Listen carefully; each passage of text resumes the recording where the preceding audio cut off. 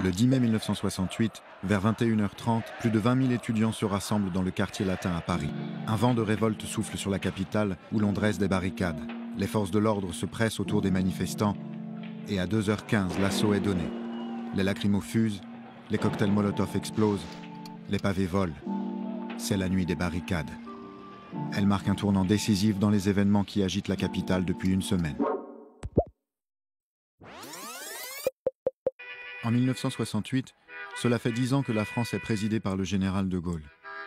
La croissance économique ralentit, le chômage augmente et la rigidité de la société est contestée par une jeunesse en quête d'émancipation qui écoute du rock'n'roll et a les cheveux longs.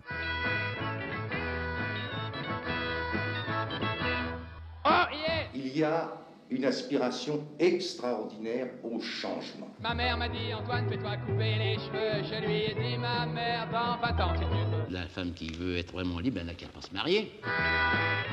À la faculté de Nanterre, nouvelle annexe de la Sorbonne, la révolte gronde. Des groupuscules d'extrême gauche se structurent. Ils dénoncent la société de consommation, réclament la rénovation du modèle universitaire et militent contre la guerre au Vietnam, symbole de l'impérialisme américain. Leur objectif, renverser l'ordre établi. Le 22 mars, l'arrestation d'un étudiant du comité Vietnam national met le feu aux poudres. Ses camarades de Nanterre décident de former un mouvement de contestation. Parmi eux, un jeune militant anarchiste propose d'occuper l'un des bâtiments. Il s'appelle Daniel Cohn-Bendit. C'est le mouvement du 22 mars. Vendredi 3, les étudiants de la Sorbonne invitent leurs camarades de Nanterre à tenir un meeting dans la cour de la Sorbonne. De fait, ici, nous occupons la Sorbonne. Mais très vite, les forces de l'ordre pénètrent dans l'université pour évacuer les étudiants. Les premiers pavés sont lancés.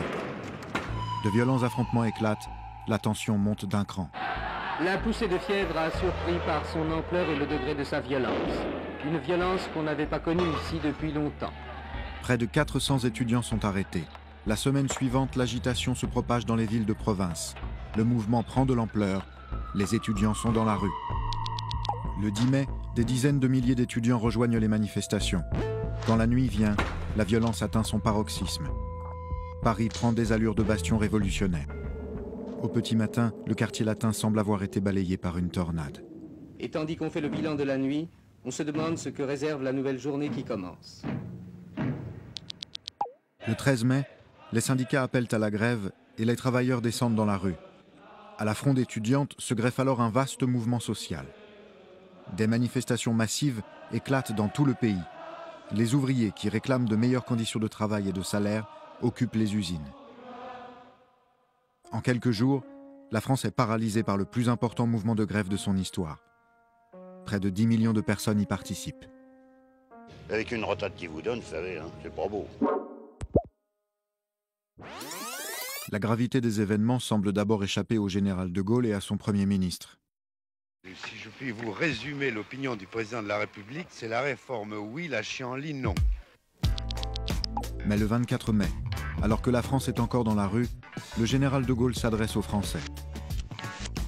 Tout le monde comprend évidemment quelle est la portée des actuels événements. Universitaires, puis sociaux. Il a dit n'importe quoi. Il a dit n'importe quoi. De nouvelles violences éclatent. Une nouvelle nuit des barricades commence. Le lendemain, le Premier ministre Georges Pompidou promet des avancées sociales et commence des négociations avec les syndicats. Elles aboutissent aux accords de Grenelle qui proposent notamment une augmentation des salaires, une réduction du temps de travail, la mise en place d'allocations familiales. Mais, jugés insuffisants, ils sont immédiatement rejetés par la rue et les grèves se poursuivent.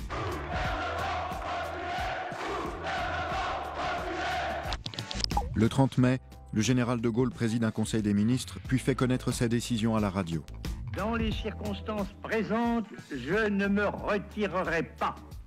Je dissous aujourd'hui l'Assemblée nationale. Dans la soirée, une foule de 500 000 personnes se rassemble sur les Champs-Élysées pour lui témoigner son soutien. Inquiets de la violence et de l'agitation dans le pays, ces Français s'en remettent à lui. L'ordre revient. Un an plus tard, pourtant, le général de Gaulle démissionne, n'étant plus soutenu par les Français. Mai 68 aura-t-il eu raison de lui? La vie publique dans ce pays ne sera probablement plus après ce qu'elle était avant.